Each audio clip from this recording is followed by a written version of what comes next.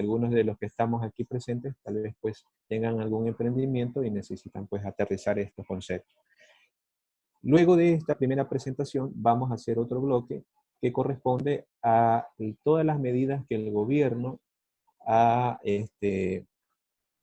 por las cuales se ha pronunciado con referente a la pandemia, hasta el COVID-19, llamado así por la Organización Mundial de la Salud, y cómo estas medidas nos van a afectar a nuestro flujo de caja, a las empresas y a las personas. Entonces, es muy importante que hagamos este análisis porque esto es lo que estamos viviendo como país, ¿no? Cada país ha tomado sus propias medidas, sin embargo, Ecuador, en esta situación que está pasando muy crítica a nivel financiero, pues ha tomado ciertas medidas que van a afectar directamente a cada una de las personas naturales y jurídicas. Por lo tanto, me parece muy importante hacer este análisis.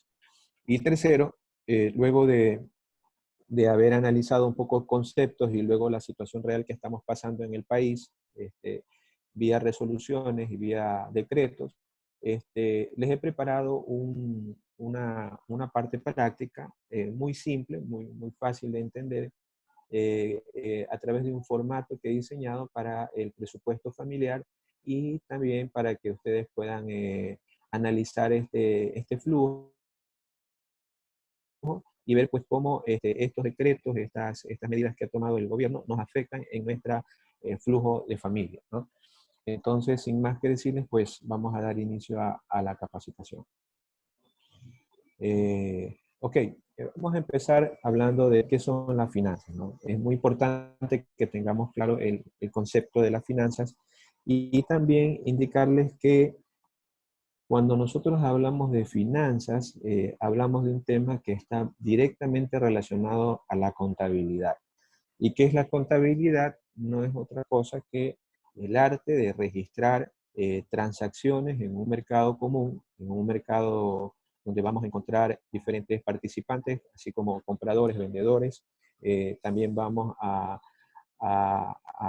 ver en esta área de la contabilidad que es muy importante el llevar los registros contables, ¿verdad? Hace tiempo llamado teneduría de libros, pero hoy es una contabilidad tácita, ¿no? Llevar un correcto registro de ingresos, de gastos, entender claramente qué son los conceptos de costos, qué significa una deuda, y bueno, algunas de estas herramientas las vamos a ver un poco más adelante. Cuando hablamos de finanzas, generalmente pensamos en cosas de bancos, bolsas de valores, temas de gobierno, pero no es así, es un tema que es algo tan sencillo, son decisiones que tomamos en el día a día, tienen que ver con nuestro diario vivir. Todos manejamos finanzas, desde el jubilado, la persona que está trabajando en relación de dependencia, el que es independiente, el que tiene su negocio, el pequeño comerciante. Cuando te vas al mercado a comprar la comida, ya estás manejando temas financieros. Desde que estás sacando dinero de tu bolsillo, ya estás manejando temas económicos. Por lo tanto, hay una relación de negociación entre comprador y vendedor donde se tienen que tomar pues, ciertas decisiones y es muy importante conocer ciertas herramientas que nos van a permitir tomar las decisiones, las mejores decisiones y las más acertadas. Bueno, hay una mala noticia con respecto al tema financiero, ¿no? Hay un indicador que se los estoy mostrando en este momento que corresponde al 20%. Este indicador nos dice que el 20% de las empresas o de las personas que han tenido un emprendimiento o han empezado a iniciar un negocio, a emprender, solo el 20% solamente son las empresas y emprendedores que logran cumplir su tercer aniversario. Es decir, logran cumplir 3 años en el mercado. ¿Cuál es la razón? Muchas son los factores, la razón por la cual muchas empresas no llegan ni siquiera al tercer año. Y una de las razones principales es el desconocimiento de estas herramientas muy importantes como son las finanzas, la contabilidad. Ahora bien, hay otro tema muy importante y es que las finanzas, analizando este otro porcentaje, el 72% de las fracturas familiares están relacionados con el dinero, con el uso y el manejo del dinero. muchos casos de divorcio, muchos casos de separaciones, de fracturas en la familia, se da por el mal uso y mal manejo del dinero. No saber corresponder y compartir esta responsabilidad que no solamente es del proveedor de familia, sino que también pues, es una responsabilidad compartida producto de un acuerdo o un convenio que se hizo cuando se celebró un contrato de carácter civil, cuando se casaron esta pareja, ¿no? Entonces, en ese momento, pues se promete ser uno solo en la salud, en la enfermedad, pues, obviamente en la parte financiera. Y a veces ocurre el que provee, entre comillas, del dinero, pero no se considera a la persona, a la esposa, que es la mejor administradora de los recursos. Yo creo que todos los que estamos aquí en algún momento hicimos un presupuesto, algunos tal vez los están manejando, algunos ni siquiera han intentado hacer un cuadro de ingresos y gastos que nos permita controlar el flujo de familia, pero considero que es muy importante esto porque hay muchas discusiones que se dan producto del tema del dinero, que llegan a estos niveles. Y la cifra es muy alta, es demasiado alta. ¿Para qué sirven las finanzas, no? Las finanzas nos sirven para que nosotros podamos tener claro el flujo del dinero, el flujo del efectivo, básicamente, ¿sí? En transacciones comerciales con terceras personas, si nosotros no dominamos estas herramientas, vamos a tener problemas desde el inicio. Las finanzas son como la pastilla, esa pastillita que necesitas tomarte cuando estás teniendo algunos problemas, cuando te estás enfermo y necesitas pues tomarte esa pastilla. Esa pastilla financiera necesitas tenerla muy clara porque si no, lo que va a ocurrir es que vas a tener problemas financieros, vas a llegar al borde de quebrar y vas a tener que recurrir a un experto cuando ya la situación pues está muy crítica y entonces tendrá que realizarse una intervención a cuando hay muchas complicaciones ya colaterales. Entonces, no esperemos que lleguemos a esos niveles, a no llegar a nuestro tercer año de emprendimiento, a llegar a un divorcio o a tener problemas de fracturas por temas de dinero. Entonces, estas herramientas son tan importantes porque nos prevén de estas situaciones, nos permiten tomar las mejores decisiones.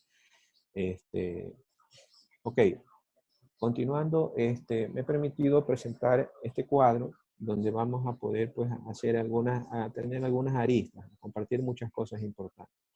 Es tan importante conocer estos conceptos de gasto, de deuda y también el concepto de ahorro e inversión, ¿sí? Muchas veces nosotros adquirimos productos, compramos cosas, tenemos un alto grado de consumo que no es necesariamente lo que realmente nosotros necesitamos en nuestra familia, en nuestro hogar, en nuestras propias empresas. A veces compramos por capricho, a veces compramos por mero deseo, más no por una real necesidad. Y cuando compramos, realmente cuando compramos y no es algo que realmente necesitamos, comenzamos a tener un problema de gasto que luego se convierte en deuda. Porque cuando ya no nos alcanza el dinero, lo que vamos a tener que hacer es recurrir a financiamientos externos como son las tarjetas de crédito, a entidades bancarias, entidades de prestamistas, personas naturales que hacen préstamos a una alta tasa de financiamiento. Por lo tanto, es muy importante que nosotros tengamos claro cuándo realmente estoy necesitando un producto, cuándo realmente necesito cubrir mis necesidades personales y familiares y de negocios y no caprichos o simplemente deseo. Aquí vale hacernos unas preguntas, ¿no? En la parte inferior, pues yo he puesto algunos parámetros para llevar a cabo esta presentación que estamos viendo en este momento. Uno de ellos es, ¿creemos realmente que estamos necesitando todo lo que estamos comprando? ¿Realmente lo necesitamos? Esa es la pregunta que tenemos que hacernos cuando estamos frente a una transacción de compra. Este producto, este artefacto, este equipo que voy a comprar, ¿realmente lo necesito? ¿Sí? Lo necesito, y la pregunta sería, ¿para qué lo necesito? ¿Sí? Si la respuesta a esa pregunta es un poco vaga y tenemos que estar buscándole la respuesta a esa pregunta, entonces ese es un impulso de saber que pues no es una buena compra. La segunda pregunta, cuando nos enfrentemos ante esta situación, es, y esta es muy clave, y eso sí quiero hacer hincapié, la pregunta que tenemos que hacernos es, ¿puedo vivir sin esto 3 meses? ¿Ya? Esa es la pregunta de los 3 meses. Si voy a comprar algo, ¿podré vivir sin esto 3 meses? Si realmente nosotros vemos que podemos sobrevivir sin eso 3 meses, entonces no es necesario comprar. Puede ser que sea un mero deseo y no una necesidad tácita. Por lo tanto, estas preguntas son muy importantes cuando nos enfrentemos a una situación de una transacción comercial. En esta situación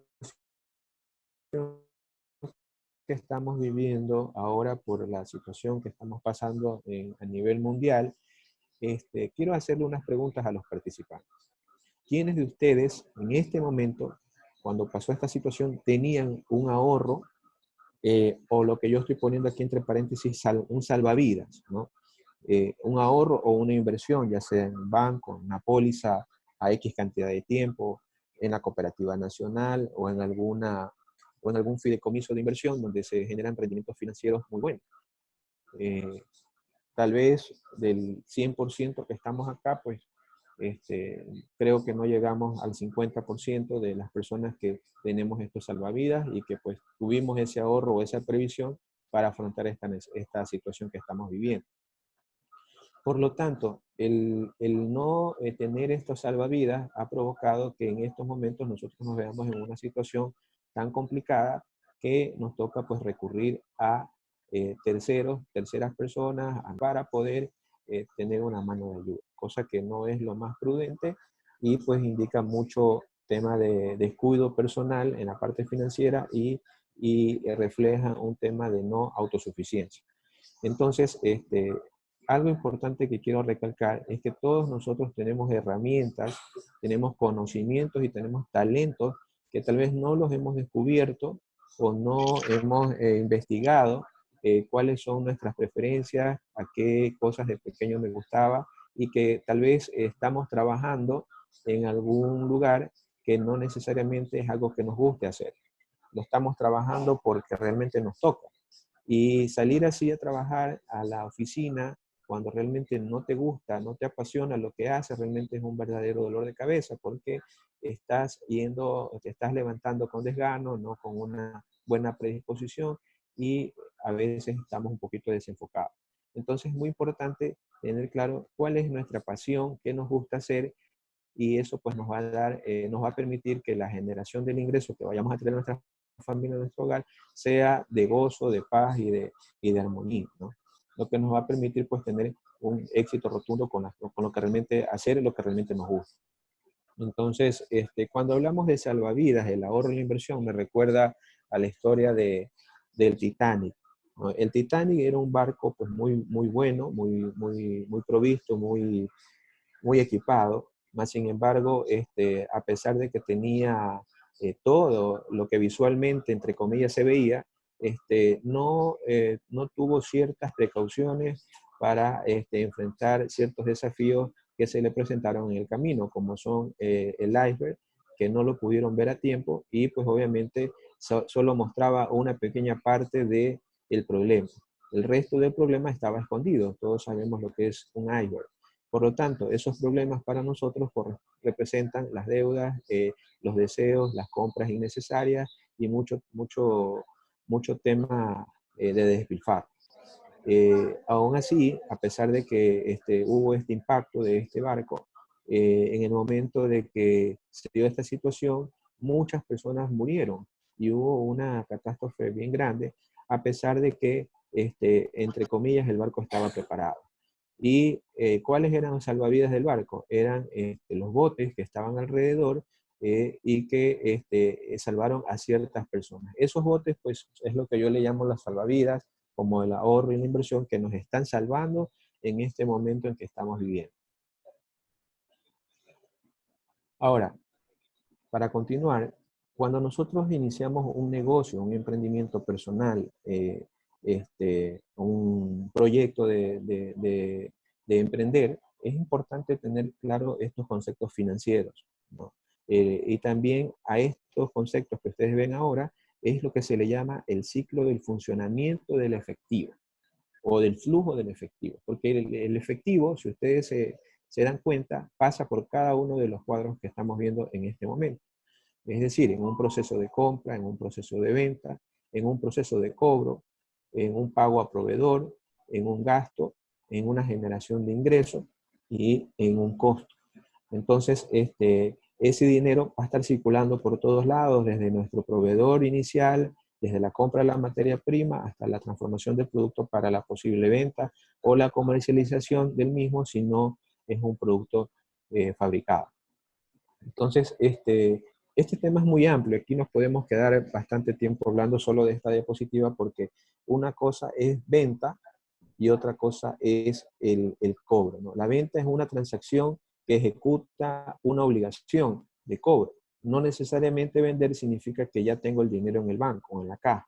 La venta generalmente puedes hacerla a crédito, puedes hacerla al contado, puedes hacerla con documentos, puedes hacerla vía trueque o vía compensación. Por lo tanto, el grave problema que tenemos la mayoría de personas es que esas ventas que realizamos a crédito, a veces nos dicen que nos van a pagar a 30 días, pero resulta que nos pagan a 60. Entonces, el control de esa cartera, el análisis de la cartera es muy importante, tener identificado a nuestros clientes que nos pagan de contado, nuestros clientes que nos pagan de crédito, y cómo nosotros podemos hacer un análisis sobre la cobranza que tengo versus los pagos que voy a realizar a mis proveedores. Yo no puedo vender a 30 días y pagar a mi proveedor al contado. Sería un grave error vender a 30 días y pagarle a mi proveedor al contado. Sería un grave error vender a crédito de 60 días y yo pagar a mi proveedor con un crédito de 30, porque voy a caer en un problema financiero básico. Entonces, estas aristas que estamos viendo en cada uno de estos cajones, pues es bien amplio el tema. Por decirlo así, otro caso que les voy a mencionar acá, al final, en la parte inferior, tenemos dos cajones, que es el de gastos y el de costos. Entonces, hay diferencias muy marcadas entre lo que es un gasto y lo que es un costo, ¿no? Y ya lo vamos a ver más adelante en el formato que les he preparado del flujo, porque también he marcado esta diferencia para que podamos apreciarla un poco más adelante. Ok, entonces les presento otra herramienta financiera o otro concepto financiero que es el capital de trabajo. ¿Y qué es el capital de trabajo? El capital de trabajo no es otra cosa que la diferencia que existe entre nuestros activos circulantes, nuestro activo corriente versus nuestro pasivo corriente o pasivo circulante. Tal vez estoy usando términos contables, pero eh, espero no confundirlos. Cuando hablamos de activo circulante, estamos hablando del efectivo, de las cuentas por cobrar que estamos teniendo en nuestra caja, en nuestro banco, en nuestro propio bolsillo.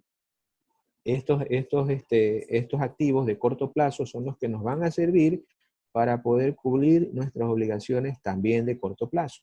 Es decir, pago a proveedores, pago de roles, pago de nóminas, pago de materias primas, pago de arriendo, etcétera, que van a vencerse en el corto plazo.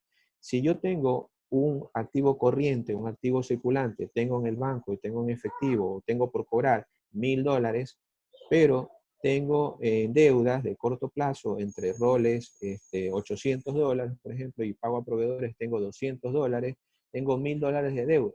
En el banco, por un lado, y en caja tengo 1500 y en deudas tengo 1000. La diferencia entre ese activo circulante y ese pasivo de corto plazo es lo que se llama capital de trabajo. Es decir, en este ejemplo, los $500. Le restamos a los 1500 los 1000 de deuda. Esa diferencia es lo que se llama capital de trabajo. Algunos expertos le llaman fondo de maniobra. ¿Por qué? Porque es el efectivo, el flujo que vamos a tener para poder nosotros manejar la operación normal de negocio. Entonces, capital de trabajo se refiere básicamente a los fondos, eh, a las reservas y a las provisiones que nosotros podemos tener en nuestro bolsillo para poder iniciar cualquier proyecto. Cuando hablamos de proyecto, nos referimos a un proyecto de inversión que ustedes quieran tener, alguna idea que algún familiar o ustedes mismos tengan o lo han venido pensando y quieren incursionar en este proyecto. Si ustedes tienen capital de trabajo, tienen fondos, tienen reservas o tienen provisiones en alguna bonanza financiera que tuvieron hace algún tiempo atrás y han tenido la precaución de tener estos salvavidas que hablábamos hace poco, ya tienen algo de capital para poder incursionar. Pero a veces resulta que tienes la idea, tienes la proyección de poder generar algo, pero no tienes el recurso, no tienes el capital de trabajo. Entonces ahí nos toca recurrir a un apalancamiento financiero, un apalancamiento operativo de un tercero, inversionista, prestamista, que esté dispuesto a poner su capital de trabajo en nuestra flujo. Esto generalmente va a requerir pues, una sociedad, va a requerir un compromiso de nuestra parte de que los flujos de efectivo que comience a generar o la rentabilidad que comience a generar nuestro negocio, debemos compartirla con este socio. Entonces, bueno, en esta diapositiva lo que estoy indicándole es que es importante tener claro los plazos de cobros, que hablábamos hace un momento, con los costos incurridos durante tal plazo. Si yo no tengo un equilibrio en mis finanzas personales y mis costos son demasiado altos, comienzo a gastar más de lo que tengo como ingreso o de lo que estoy cobrando a mis clientes, el capital de trabajo va a ser negativo. Esto es una regla de 3, ¿sí? Esto es una regla de 3. Si tengo 1 en plazo promedio y tengo 2 en costo, el resultado va a ser un -1, ¿no? ¿Verdad? Va a haber un negativo. Por lo tanto, esta lámina lo que nos está indicando es que debo tener claridad con respecto a el manejo de este evento. Ahora bien, si tú ya tienes el proyecto y tienes el inversor o tienes tu propio fondo de maniobra para poder iniciar tu proyecto, entonces te vas a ver frente a una situación. Y es algo que financieramente se conoce como riesgo, ¿no? ¿Y qué es el riesgo? El riesgo no es otra cosa que la duda que tenemos nosotros frente a una situación en la cual no estamos seguros de que nos va a ir bien, ¿no? Eso es el riesgo, en otras palabras, ¿no? Es algo incierto, de lo cual pues no sé si voy a fracasar o voy a tener éxito, ¿no? Por lo tanto, es algo que todos los emprendedores van a tener. Eso no es algo que está, que todo va a ser color de rosas. El asesor financiero debe dejar claro el tema del riesgo, y lo que sí les quiero indicar es que a mayor riesgo, mayor rentabilidad. Este es un principio básico. Hay muchos emprendedores, muchos negocios nuevos que han salido cuando no han existido. Les voy a poner un ejemplo. Hace unos años atrás vimos el proyecto de las piscinas, de las canchas sintéticas.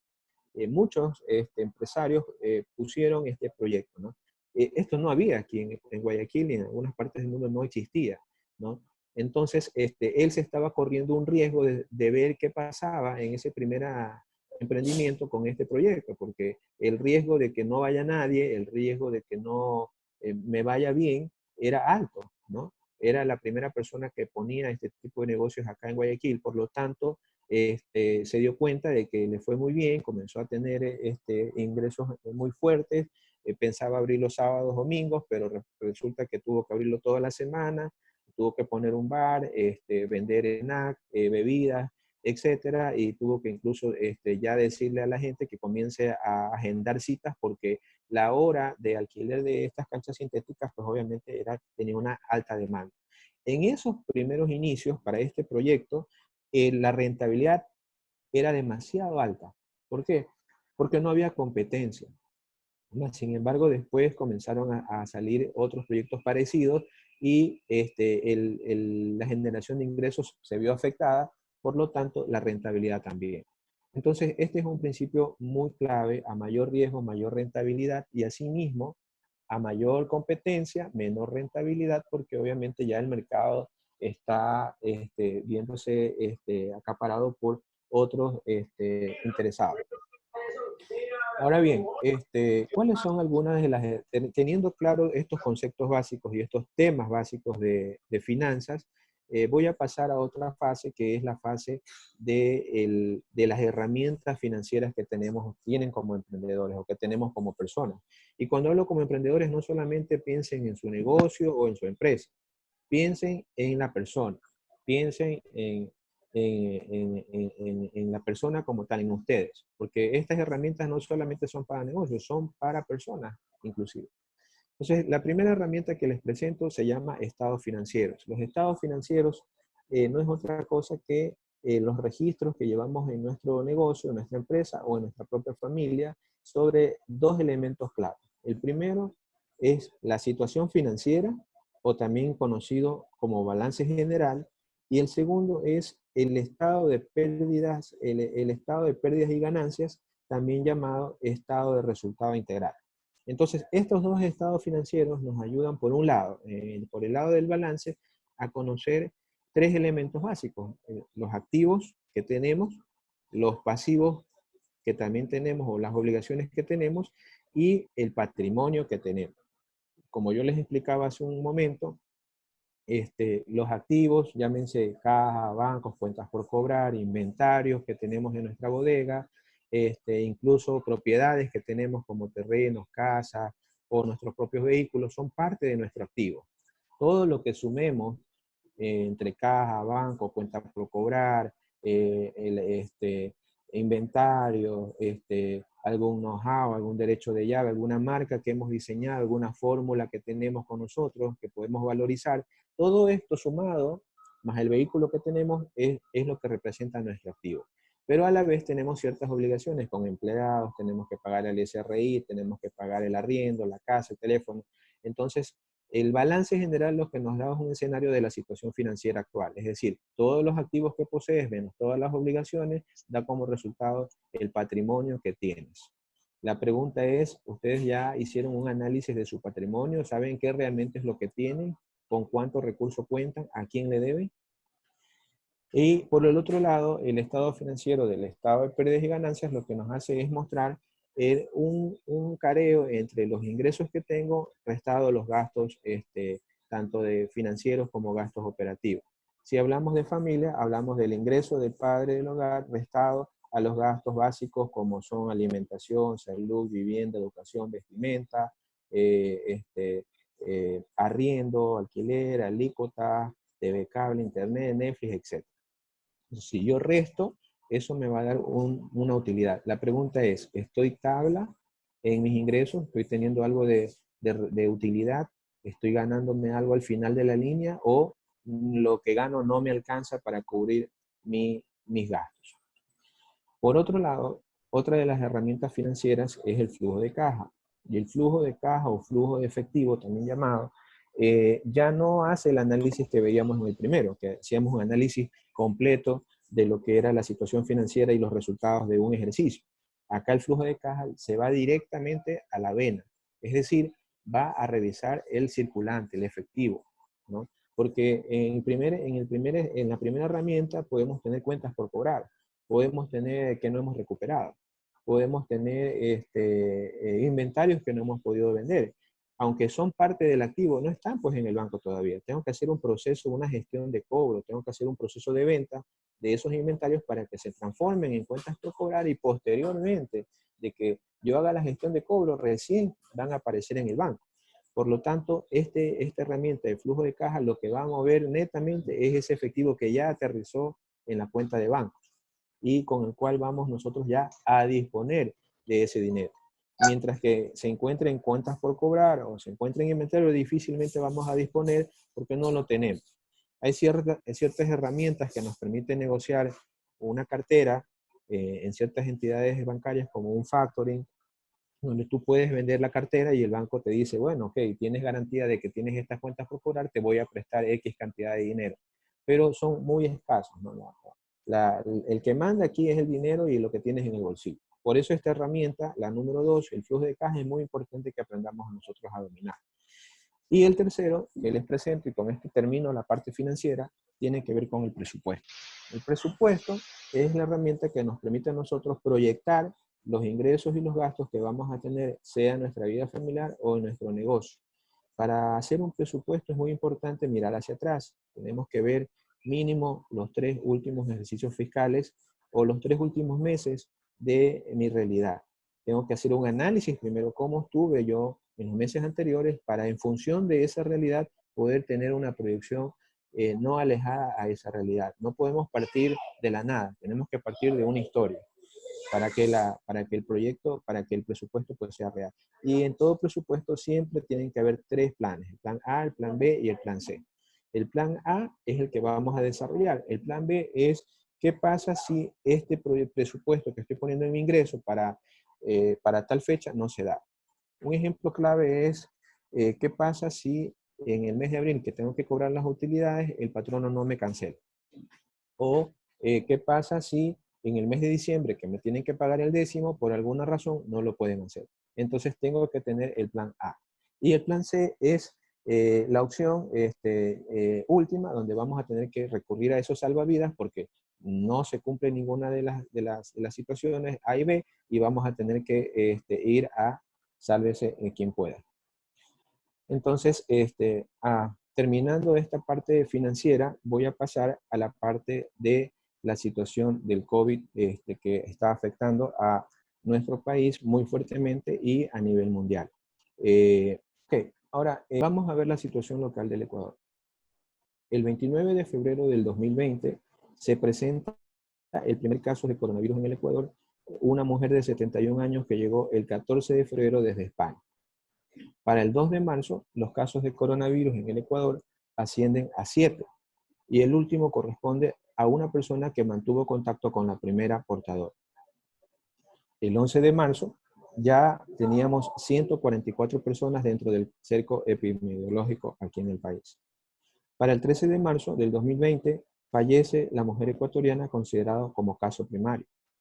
El 14 de marzo del 2020 se cierran las fronteras de Ecuador por coronavirus. Para el 16 de marzo se declara estado de excepción por calamidad pública en todo el territorio nacional por los casos de coronavirus confirmados y por la declaratoria de la pandemia como pandemia realizada por la OMS. Hasta la última consulta que hice del 28 de abril, unos cuantos días atrás, el Ministerio de Salud Pública ya reportaba 24.258 casos confirmados aquí en el país, de las cuales ellos indican que hay una cantidad de 871 personas fallecidas, de las cuales, según sus datos, el 50% corresponde a la provincia del Guayas. Ahora bien, es importante, para mí fue muy importante hacer este contexto para que aterricemos una pregunta que les voy a hacer ahora, que es la siguiente. Quisiera que pensemos por un momento qué es lo que realmente nos está afectando a nosotros. ¿Es el virus como tal o las medidas económicas tomadas por los gobiernos de diferentes países, en este caso local, que nos ha afectado a que no podamos movilizarnos, etc.? Entonces, ahí podemos respondernos algunas preguntas, ¿no? Por el tema de salud, obviamente tenemos que cuidarnos, pero son muchas medidas que han tomado el gobierno, como los toques de queda, cerrar el tema de los vuelos internacionales, el tránsito local y pues obviamente afectar al comercio. Entonces, todas estas medidas que se han tomado en diferentes países han provocado que nos veamos afectados.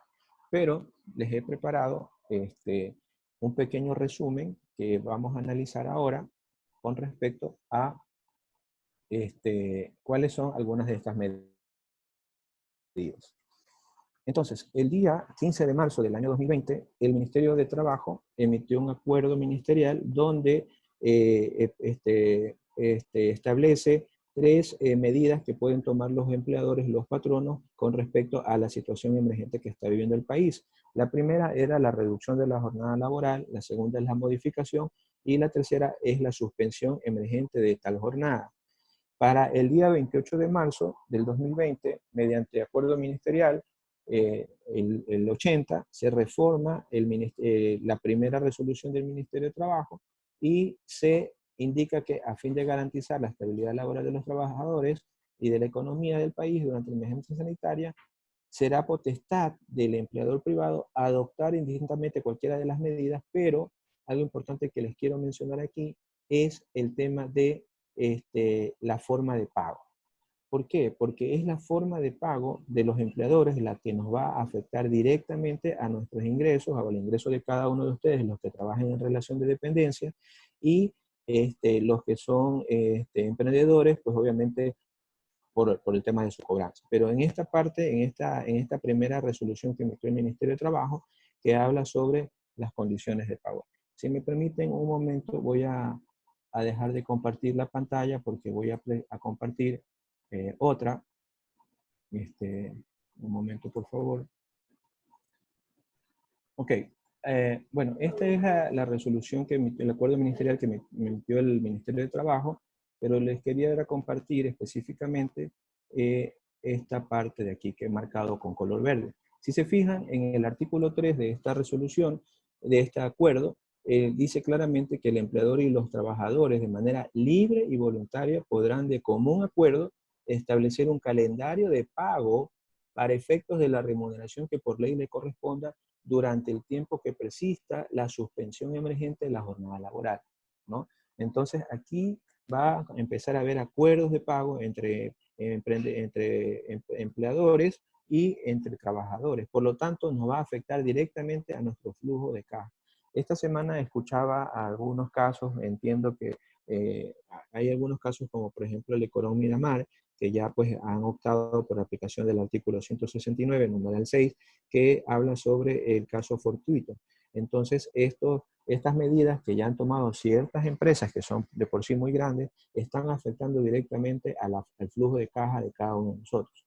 Bueno, otra de las medidas que dice este acuerdo, que las marcaba con color celeste, también indica de que las vacaciones acumuladas que tengan estas personas podrán disponerlas el patrono sin necesidad de preguntarle al trabajador. Es decir, si tienes vacaciones pendientes por 2 o 3 años que no las habías tomado, pues ellos pueden decir, bueno, ándate de vacaciones, no te va a poder pagar el sueldo, pero obviamente tienen que pagar lo que corresponde a la liquidación de esa vacación.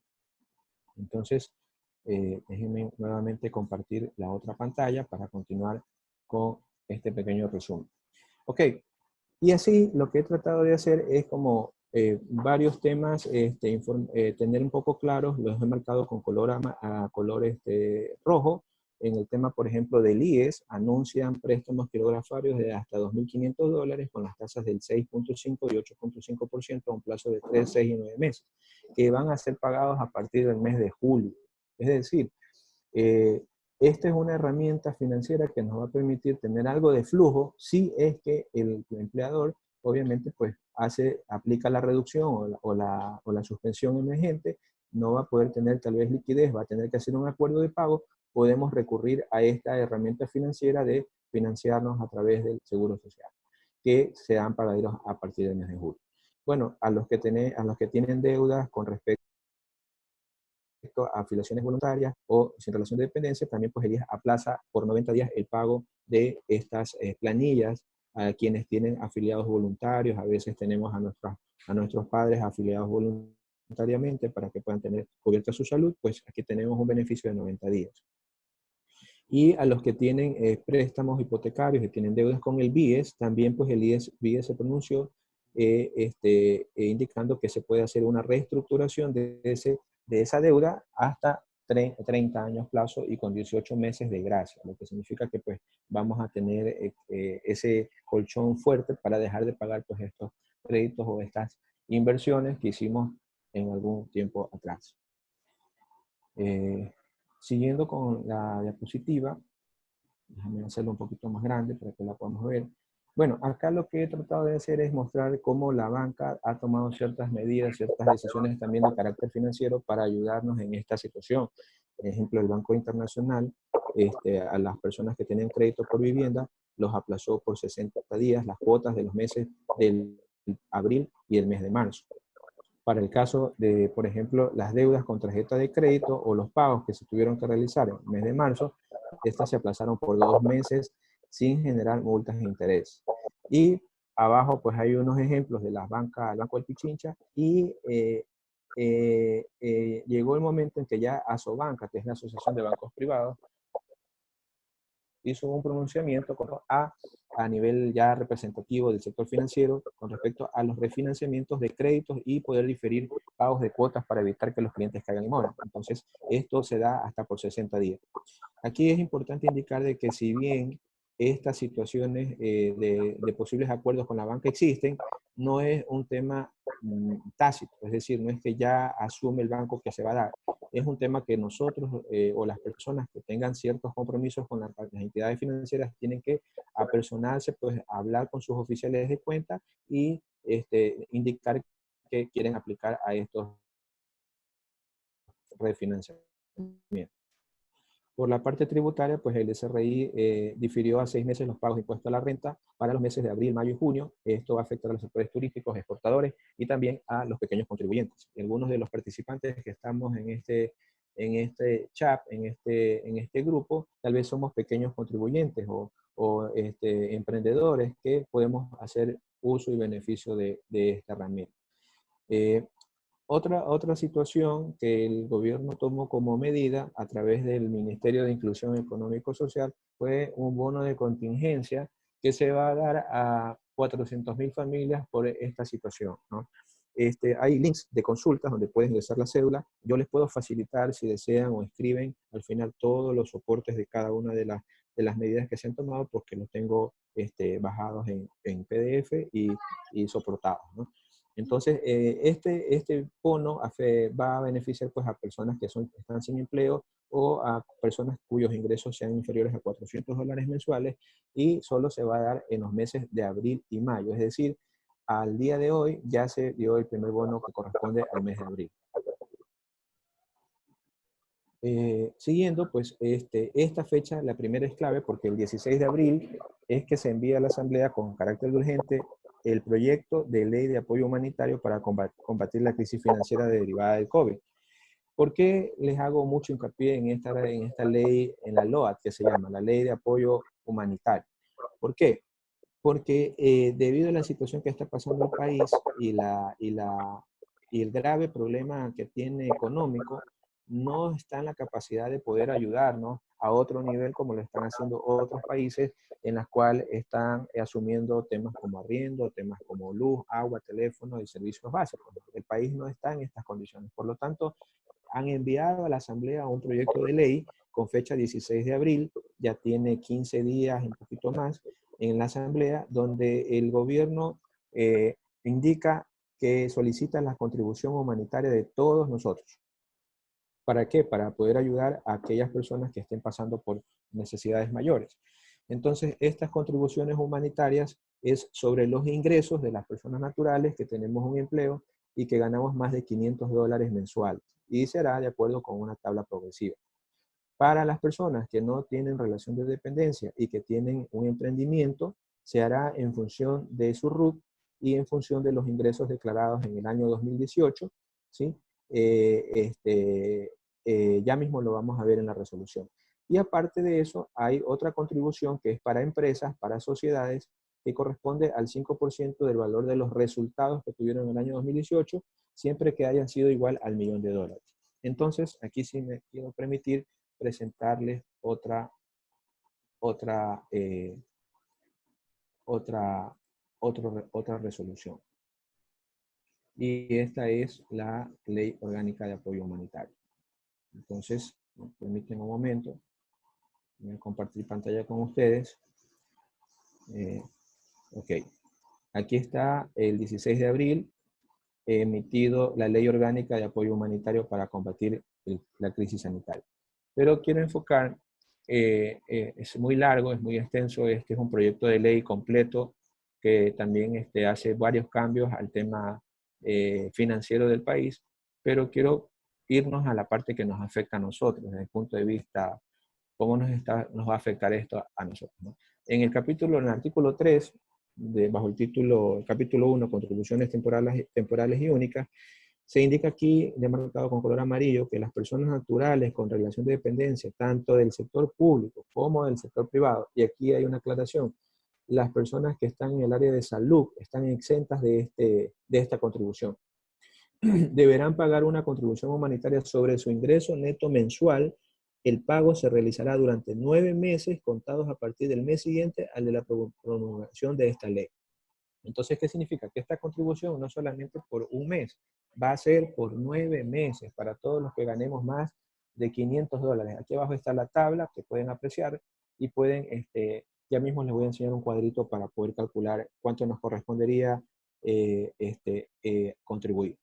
Y en este mismo párrafo, pues se habla de las personas naturales que no están afiliadas en el IES y que realizan actividades económicas a través de un RUP, y será pues a través de los ingresos netos percibidos durante el año, durante el ejercicio fiscal 2019. Entonces, esta parte es importante, hermanos. ¿Por qué? Porque nos va a afectar a los que tenemos ingresos más de $500 y debemos incluir en nuestro presupuesto familiar esa contribución. En esta misma ley, proyecto de ley, hay bueno, el tema de las utilidades para las empresas, que ya les mencioné también, pero aquí hay algo sobre las pensiones educativas, ¿sí? Ya lo tengo también en la diapositiva, pero aquí pues también en este proyecto de ley se indica que no se podrán suspender bajo ninguna forma la asistencia o la evaluación a los alumnos por retraso en los pagos de las pensiones durante todo el año 2020. Lo que significa que podemos hacer uso de este artículo, lo que no significa, para mi punto de vista, es que no tener claro que igual es deuda que tenemos que pagar, y no recomiendo que dejemos acumular estas deudas, ya mismo lo vamos a ver en un ejercicio práctico. Y acá, pues, con respecto a los arriendos, también hay un tema muy importante que el gobierno indica que hasta 60 días después de la conclusión de este problema, no se podrá ejecutar desahucios a arrendatarios de viviendas por cualquiera de las causas establecidas en la ley de inquilinato. Y una de esas puede ser la falta de pago. Por lo tanto, tenemos hasta 60 días después de que pase esto para ponernos al día. Sin embargo, aquí hay una parte importante. Dice que para que esto ocurra, los arrendatarios deberán cancelar al menos el 20% del valor de los cánones que quedaron pendientes. Entonces, hay temas acá de servicios básicos y otros. Dejaré de compartir pantalla en este momento porque quiero compartirles otra cosa adicional.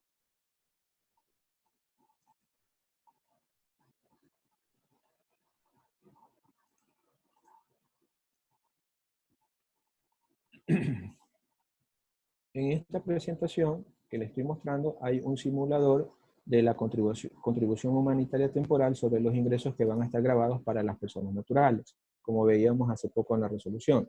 Entonces, si tú tienes un ingreso en relación de dependencia superior a los $500, vamos a suponer que usted gana $1.000 porque se lo paga a su empresa, y usted, además de esos $1.000, tiene un RUC abierto con el cual está facturando un X servicio o algún bazar o algún emprendimiento que tengan que le genera $300 mensuales. Eso va a generar un ingreso total de $1.300, que va a ser la base para el cálculo de la contribución humanitaria.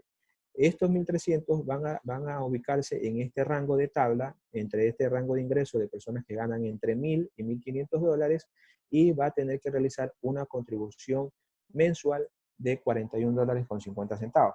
¿Qué significa? Que esta persona que está ganando $1.000 va a tener que contribuir con 41.50. Ahora bien, quiero mostrarles otro pequeño cuadro.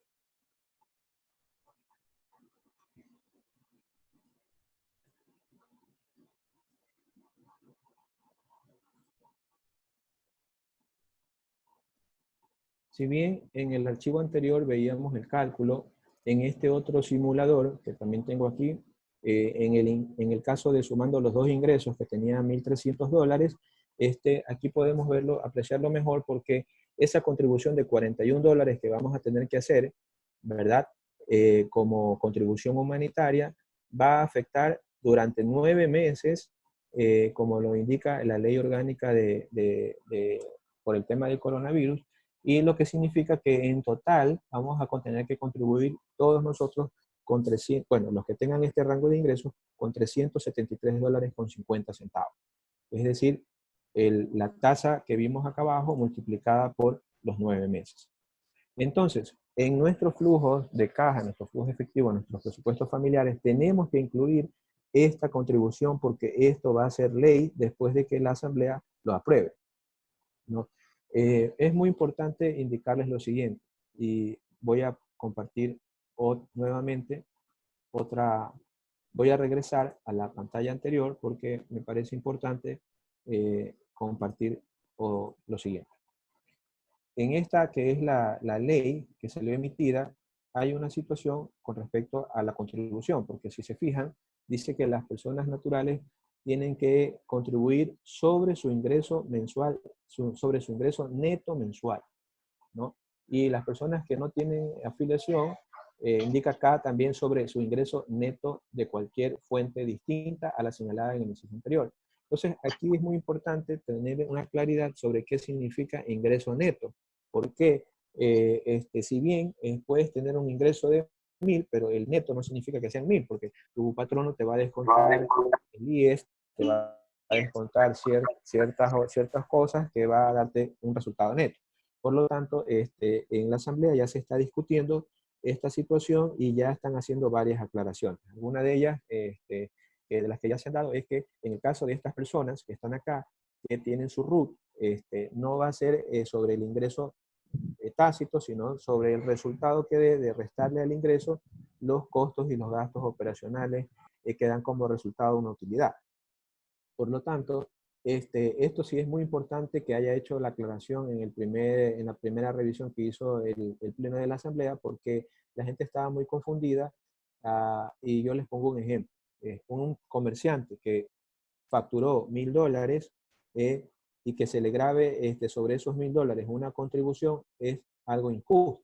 ¿Por qué? Porque él facturó si bien $1.000, pero para poder facturar sus $1.000 tuvo que incurrir en costos por la compra de esos productos que tal vez le valieron 800 o costaron 800. Por lo tanto, el rendimiento de esa transacción fue de 200. Entonces, lo que recibió como efectivo esa persona realmente fue 200, no los 1.000. Por lo tanto, sería muy injusto cobrar una contribución sobre un ingreso cuando realmente no fue lo que ingresó a mi bolsillo. Entonces, esto sí ya ya les comento que hay un primer pronunciamiento de la Asamblea aclarando esta situación del ingreso neto. Vamos a compartir nuevamente la presentación para retomar el tema. A ver si esta es. Me parece que sí. Ok.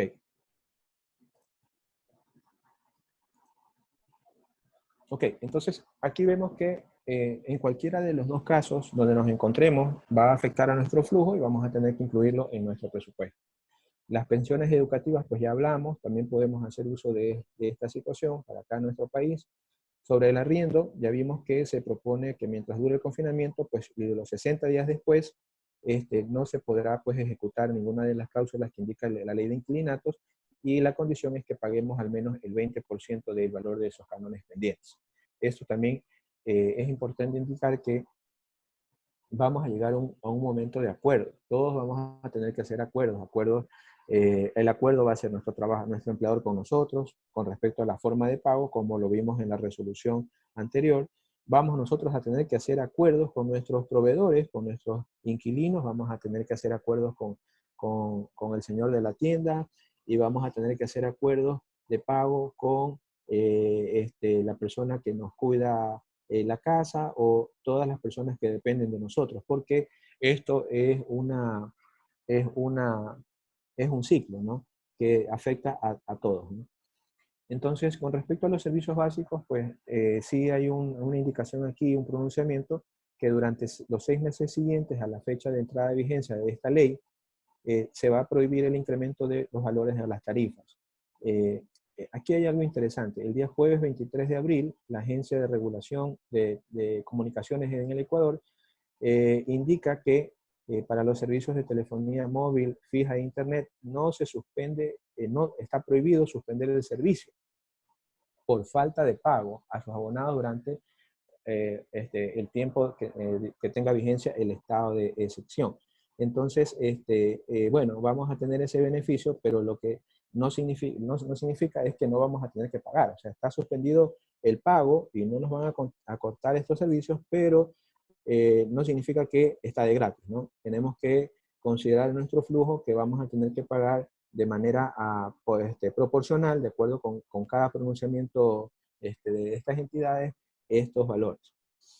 Y para las personas que tienen problemas con sus matrículas de vehículos o las que tienen pendiente que se le van a cancelar la licencia, pues el 17 de marzo la Agencia Nacional de Tránsito hizo un comunicado oficial indicando que las personas que tienen licencias o matrículas caducadas no van a ser sancionadas mientras dure la emergencia sanitaria, ¿no? Y que estos serán canceladas una vez superada esta situación. Entonces, antes de pasar a esta parte, sí quisiera hacer hincapié con respecto a estas medidas, ¿no? Estas medidas es un pequeño resumen de lo que está pasando en nuestro país.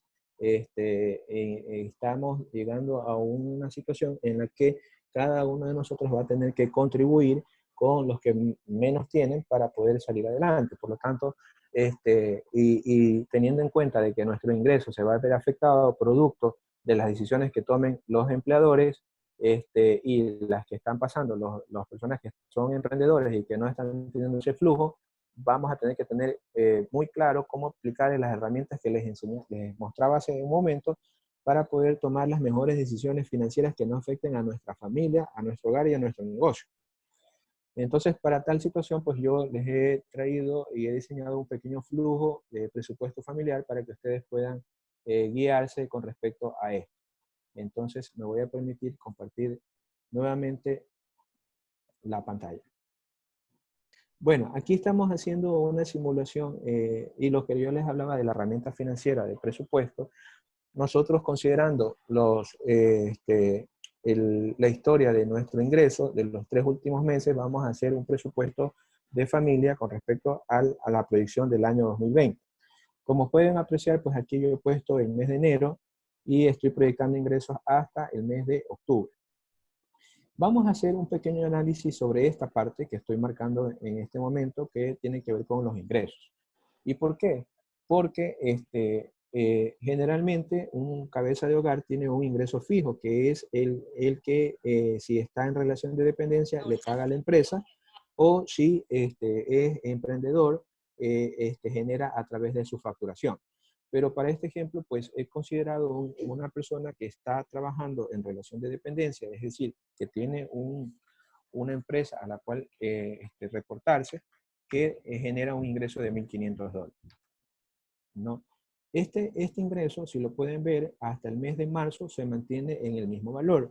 Sin embargo, en el mes de abril, este ingreso ya se ve afectado en $500. ¿Por qué? Porque de acuerdo con la resolución que vimos hace poco, y tal vez a algunos de ustedes les debe haber pasado, les debe haber ocurrido, que algunos de sus patronos llegaron a acuerdos para poder disminuir este ingreso, ¿no? Entonces, eso se ve afectado aquí, pues obviamente en $500, y yo lo estoy poniendo que tal vez hasta el mes de agosto sigue igual, y Dios mediante pues se comience a recuperar esto a medida que pues el gobierno comience o el COE nacional comience a dar las mejores alternativas para poder retomar otra vez las actividades. Si ustedes se fijan sobre el lado derecho, donde dice tendencia, aquí en esta parte, ustedes pueden darse cuenta de que este ingreso se mantiene durante los 3 primeros meses, pero luego a partir del mes de abril, mayo y junio ya hay una baja, que la pueden ver aquí con color rojo, ¿sí?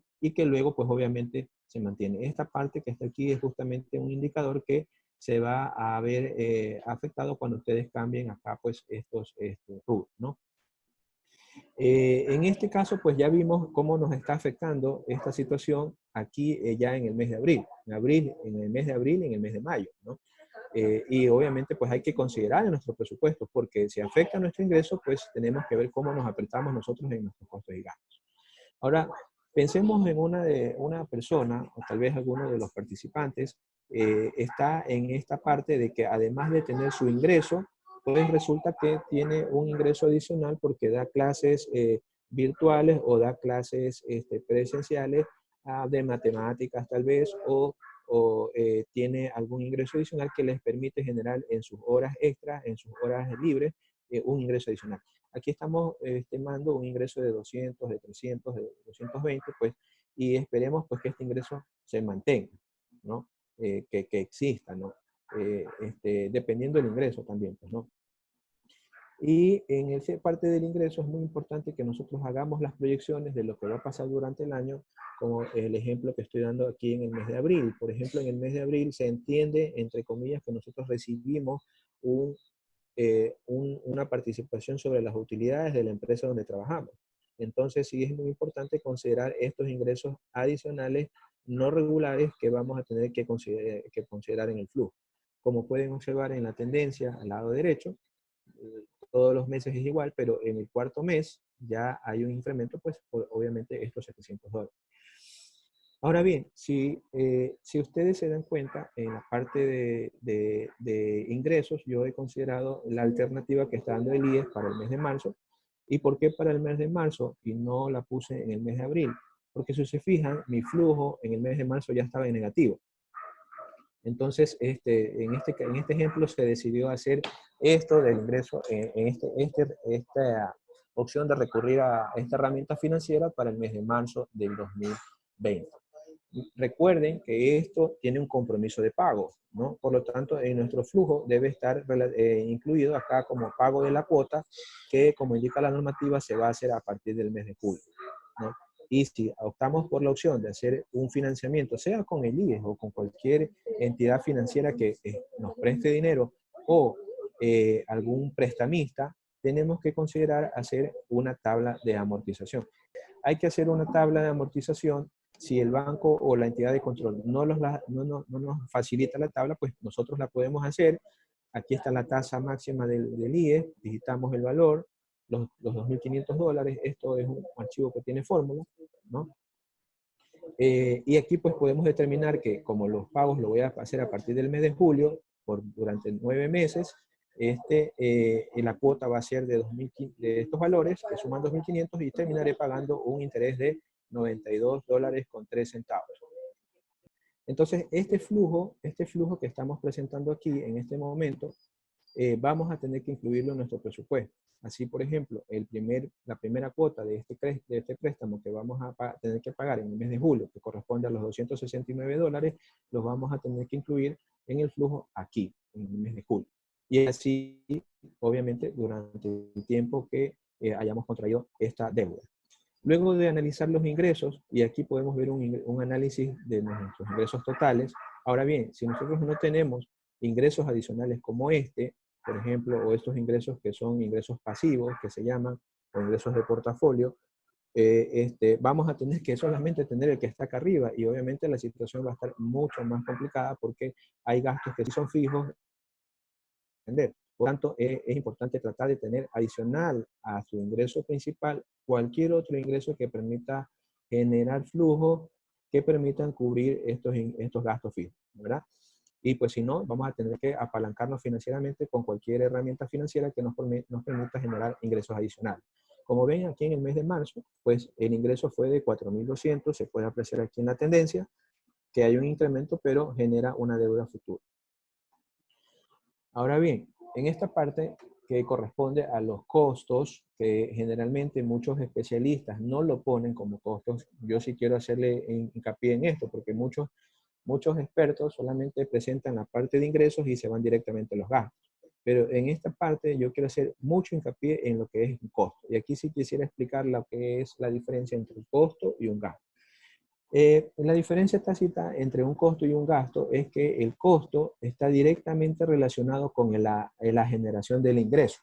Es decir, si yo estoy aquí vendiendo camisas en un negocio de costura, el costo que voy a poner aquí va a ser el que está directamente relacionado con la venta de esas camisas. En este caso, el costo directo para la venta de una camisa van a ser el costo de la tela, del metro de tela, el hilo, los botones, etc. En este caso, donde sea un emprendimiento. Para el caso de que sea un ingreso fijo en un sueldo de relación de dependencia, los costos van a ser todo lo necesario para que se genere el ingreso. Por ejemplo, yo aquí estoy poniendo el costo directo que corresponde al descuento del seguro social que nos hace la empresa. Es decir, si tenemos un sueldo de 1.500, la empresa nos va a descontar por default el 9.45% de aporte personal que corresponde al $141. Entonces, ¿qué es lo que ocurre? Que a veces nosotros decimos que ganamos 1.500 cuando realmente hay un descuento de $141 y lo que estamos realmente recibiendo a nuestro bolsillo es la diferencia. Esto es muy importante tener en cuenta porque si no se deducen los costos directos relacionados al ingreso, provoca una confusión en las finanzas. Lo segundo es, si yo necesito tomar taxis, necesito alimentarme o gastar en movilización para dirigirme al trabajo que me va a generar este ingreso, debo poner y considerar todos los costos fijos que sean relacionados a la generación del ingreso. ¿Por qué? Debería yo separar de los $1.500, además del descuento del IES, los gastos de movilización que tienen que ver con mi persona para dirigirme al trabajo y mi alimentación. Si no lo resto, estoy haciendo mal porque la diferencia es lo que voy a poder usar y disponer para los gastos fijos, ¿no? Es muy importante este primer análisis. El segundo, en el caso, por ejemplo, de los ingresos adicionales, donde una persona optó por tener, pues, dar clases privadas, usar sus horas adicionales para poder tener un ingreso adicional, también hay costos asociados. Por ejemplo, aquí estoy poniendo el consumo del Internet. Si yo, para poder generar este ingreso de $275, necesito herramientas que me permitan generarlo. Por lo tanto, voy a poner como deducible de este ingreso $30 por consumo de un Internet fijo que voy a tener que pagar.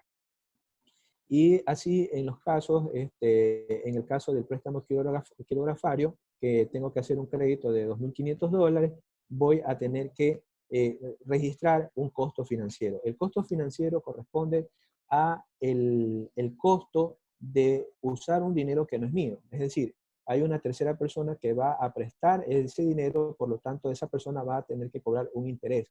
Y ese interés es el que vimos nosotros acá, el que se generó por la deuda adquirida. Entonces, yo creo que la parte del manejo de los costos quedó algo claro, porque es de vital importancia para mí era hacer mención con respecto a los costos. A veces son costos que se esconden, no se reflejan y obviamente pues esto, si no los marcamos, vamos a tener inconvenientes en el tema de, van a aparecer cuando ya resulta que no nos alcanzó el dinero porque se fueron por otro lado. Entonces, listo. Luego de esto, de que ya tenemos declarado cuáles son los costos directamente relacionados con nuestros ingresos, pues vamos a disponer de esa diferencia para los gastos fijos. Entre los gastos fijos he tratado de poner los más básicos en esta plantilla porque la idea es pues compartirla con ustedes para que puedan hacer su presupuesto familiar y tomar en consideración todas las temas que están afectando al país que les acabé de mencionar. Por lo tanto, aquí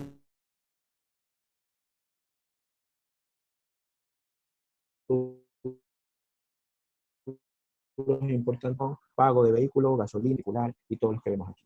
Entonces, bueno, en este caso, un segundo, por favor. Ya, en este caso, bueno, aquí hay un ingreso mensual por tema de arriendo, un gasto mensual, perdón, por tema de arriendo. Si se fijan, nosotros, si mal no recuerdo, el día 16 de marzo fue el día en que nosotros tuvimos que venir a confinamiento, ¿no? Y tal vez el mes de marzo se puede cumplir, pero el mes de abril ya no. ¿Por qué? Porque el mes de abril, por más que quiera, no va a poder porque el ingreso, pues obviamente se va a ver afectado por esta situación. Por lo tanto, debemos conciliar con nuestro arrendador en el caso de pues, que haya un alquiler de por medio o si es un negocio, pues también considerar y tomar en cuenta las medidas que presentamos en las diapositivas anteriores. En este caso, lo menos que puedo cumplir es el 20% para poder hacer uso de las cláusulas de la no suspensión por el confinamiento. En este caso, pues el presupuesto se ha puesto la mitad, el 20%, que es la mitad de esto que está aquí, ¿no? Se ha puesto ese valor. Y la idea es, pues, ya a partir de los 6 meses que indicaba la normativa, a partir del mes 7, poder pagar el valor que corresponde al arriendo normal, que era este, más la proporción adicional producto del acuerdo de pago o el convenio que lleguemos con nuestro arrendador. Por otro lado, pues en los gastos de alimentación también vamos a tener que ser muy austeros. ¿Por qué? Porque si nosotros estábamos acostumbrados a tener pues un gasto fijo, y estos sí son gastos básicos y necesarios, ¿no? De subsistencia, de 300 o 350 hasta $370, nosotros tenemos que ser muy austeros con respecto a esto. Y pues aquí vamos a ver cómo en nuestro flujo ya se ve esa baja, ¿no? Hasta que todo vuelva a la normalidad. Hay muchas familias que han optado pues por hacer 2 comidas en el día, lo que significa pues que ya no voy a hacer las 3, sino me van a hacer un desayuno a las 10, 11 o tal vez 11:30 de la mañana, o una comida que nos permita mantenernos hasta la tarde, y en la tarde pues tipo 4 o 5 estar almorzando, y obviamente hay que tener todas las medidas de autoridad posibles y se va a ver reflejado pues en nuestro flujo. Por el lado de los que estamos pagando vehículos, que están pagando vehículos o temas parecidos, también hay un pronunciamiento de las medidas de la banca, los que han financiado con bancos, que dicen que se debe uno acercar a hacer solicitud de convenios de pago, ¿no? Pero sí están dando facilidades de pago con respecto al tema de banco. Si ustedes se fijan en cada rubro, como el teléfono, está la resolución. En este caso, por ejemplo, los servicios básicos, la resolución no dice que se van a suspender los servicios, pero si es débito, dice que no se van a suspender los servicios, pero no dice nada con respecto al pago, dice que lo podemos pagar de luego. Pero los que tienen convenio de débito, eso tenemos que estar atentos porque nos van de seguro a debitar estos servicios como Netflix, Internet, telefonía móvil. Si tenemos convenio de débito, nos van a debitar. Así que esto también tenerlo en cuenta. Si no tenemos suficiente dinero o nuestro ingreso, aquí, por ejemplo, en el mes de enero, el mes de febrero tenía un ingreso de 1.800, ¿no? Pero mis gastos del mes de febrero fueron de 1.663, incluyendo un gasto por entretenimiento de $170.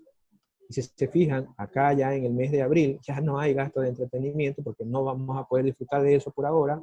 Vamos a ver una baja aquí en la tendencia, pero aquí aún así me sobraba, en este supuesto del flujo de la familia Vilés, le sobraba un dinero que era de 1.800 menos los 170 menos los 1.663, tenía en contra $34. Entonces, tuvo que verse abocado a recurrir a un crédito del IES para poder incrementar su ingreso, pues, y cubrir otras obligaciones, como por ejemplo la matrícula y la pensión de sus hijos, que tenía que pagarla en el mes de marzo. Antes de que pase lo de la pandemia, el 16 de marzo, tal vez lo tuvo que haber pagado. Pero si no, pues de todas maneras lo iba a necesitar para los meses siguientes.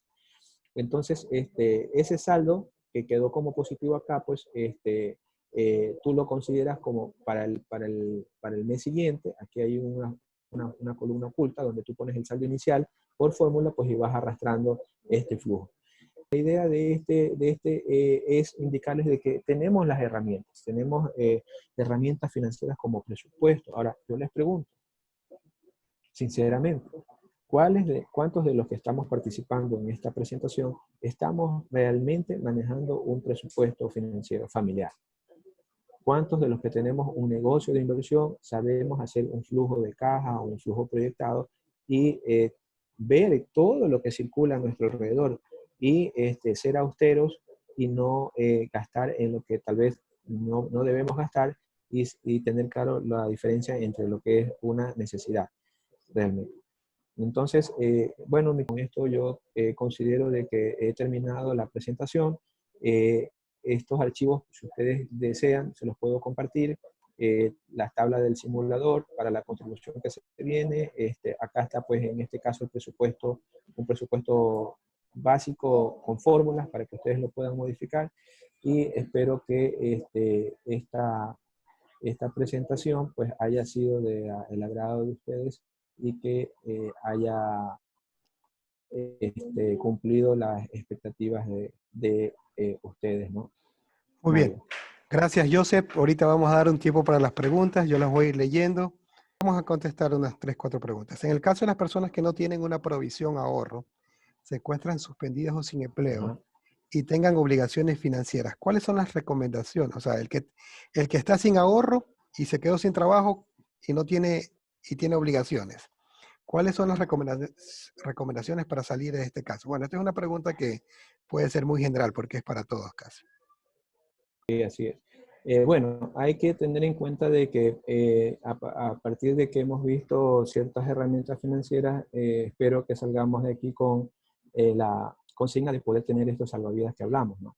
A las personas que no lo tenían son los que están cayendo en el caso de la consulta que está haciendo. Por lo tanto, es sencillo, o sea, y aquí no hay por dónde, porque si no tienes el ingreso disponible para poder cubrir tus obligaciones, no vas a poder pagar.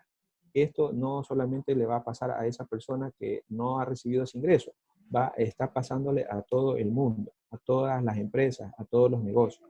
Por lo tanto, lo más recomendable es llegar a consensos, a hacer acuerdos. Es lo que el mismo gobierno está proponiendo en el proyecto de ley, llegar a un proceso de acuerdos, de negociaciones.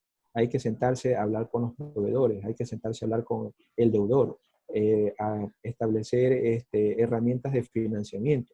No decir que no vamos a pagar, porque no podemos evadir la responsabilidad de cumplir con nuestra obligación, pero sí llegar a acuerdos con estas personas, porque decirle o darle planteamientos de pago para poder cumplir con nuestros compromisos, ¿no? Eso es la mejor manera, el tema de los acuerdos y las negociaciones, estimado Mario. Muy bien, con esa contestamos 3 preguntas. Hay 2 preguntas en cuanto al IES. Se dice que la jornada laboral, o sea, la reducción salarial es de un 25 hasta el 50%, ¿no? Sin embargo, las aportaciones al IES se siguen manteniendo en base al sueldo contratado. La pregunta es, Ajá. ¿el apoyo humanitario sobre qué base se toma? ¿Sobre el aporte o sobre el sueldo recibido o percibido? Bueno, recuerde que vimos en la presentación, en la ley de apoyo humanitario, que se hablaba sobre el ingreso neto, ¿no? Este, eh, ya revisando el primer debate el primer informe de la Asamblea que se dio justamente en días pasados, ya se aclara más el tema y se indica de que la contribución va a ser sobre lo que se considera remuneración. ¿Y qué es remuneración? Todo ingreso recibido por el trabajador a través de su sueldo, horas extras, comisiones, bonos de producción que fueron aportados a la seguridad social o que forman parte de la remuneración, como pueden ser utilidades recibidas y a las cuales van a ser descontados los gastos directos relacionados con ese ingreso, como por ejemplo el aporte del IES, ¿sí? Y esa diferencia pues va a ser el efecto neto. Sobre ese efecto neto se va a descontar. Aunque el empleador no te haya pagado el sueldo, la norma indica que es sobre esa base imponible. Muy bien, gracias. Otra pregunta en cuanto al IES es si un empleado es despedido y mantenía un préstamo quirografario. Bueno, sabemos que los préstamos se hacen en base a los fondos de reserva y cesantía que el afiliado tiene, ¿no? El IES hace una liquidación de esos valores, sin dejarle nada como cesantía a ese ciudadano. ¿O hay alguna manera de refinanciar ese valor con el IES? A ver, no te entendí bien No, la pregunta. la No te pregunta entendí bien la es, pregunta. cuando el IES despide a alguien, no, a ver, no, el El I- empleado es despedido y tenía ya, un préstamo vigente, quirografario. ya. El IES lo que hace es liquidar ese préstamo y lo deja sin cesantía o sin fondo de reserva, Así es. de acuerdo a cuál ha sido el respaldo con la que hizo préstamo. La Ajá. pregunta es, ¿hay alguna manera de refinanciar ese valor con el IES?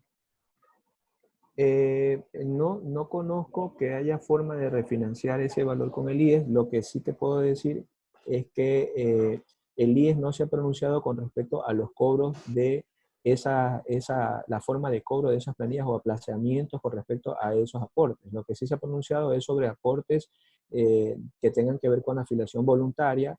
Incluso las planillas de aportes de los patronos a sus trabajadores no han tenido prórroga, no han sido producto de un acuerdo que el IES haya dado facilidad de pago, inclusive no existe. Existió una solamente por la planilla del mes de marzo, que se pudo diferir hasta el mes de abril, pero para casos puntuales el IES no, ni siquiera, como te digo, para las planillas de los empleadores se ha pronunciado. El único pronunciamiento que ha hecho el IES ha sido respecto a las afiliaciones voluntarias, que esas sí tienen facilidades y prórrogas. Bueno, yo Por creo lo que tanto, respondiendo a la pregunta, si tienes este fondo de reserva o cesantías como garantía de un crédito y te quedaste sin empleo, es altamente probable de que en la fecha de corte que el IES genera los descuentos lo vaya a hacer y vaya a tomar esas garantías. muy bien. Yo creo que con eso hemos contestado casi la mayoría de las preguntas. Las otras son de felicidades, las otras de pedidos de las tablas, del PowerPoint. Y bueno, con eso ya hemos como contestado las preguntas. Entonces, de mi parte, Joseph, muy amable por, Claro. por el servicio prestado. Realmente hemos disfrutado mucho. Esta charla ha sido muy, muy nutritiva y muy valiosa. Entonces, con el tiempo esa plantilla suya será como un formato en línea